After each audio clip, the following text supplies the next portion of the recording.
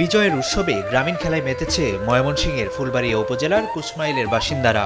ঢোলের তালে তালে নেচে উঠেছে শিশু, কিশোর ও বয়স্করা। কারো হাতে লাঠি, কারো হাতে ঢাল তলোয়ার। 16ই ডিসেম্বর মহান বিজয় দিবস উপলক্ষে ঢেকিপাড়া গ্রামের একতা ক্লাব আয়োজন করে ঐতিহ্যবাহী এই খেলার।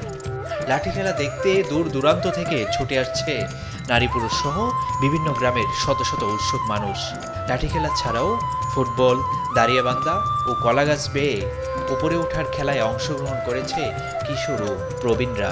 আমাদের বিজয় দিবসের খেলা অনেকদিন যাবৎ খেলাটা বন্ধ রয়েছে, তাই আমরা বিজয় দিবস উপলক্ষে খেলাটা শুরু করছি।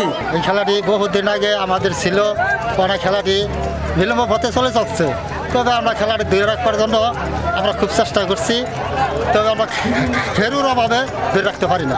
আয়োজকদের দাবি, সরকারি বিভিন্ন দিবসে গ্রামীণ খেলার আয়োজন করলে মাদক ও মোবাইল আসক্তি থেকে দূরে রাখা সম্ভব হবে তরুণ প্রজন্মকে। দেশীয় খেলাধুলা কিন্তু দেশীয় খেলাধুলা বিলুপ্তির পথে, সেই ক্ষেত্রে লাঠি খেলার টিমটা আছে আমাদের এখানে। আশেপাশে কিছু লাঠি খেলা আছে, বিজয় দিবসগুলোকে আয়োজন করা হয়েছে।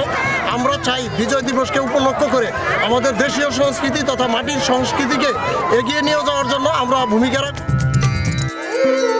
Desk report, Daily Sun.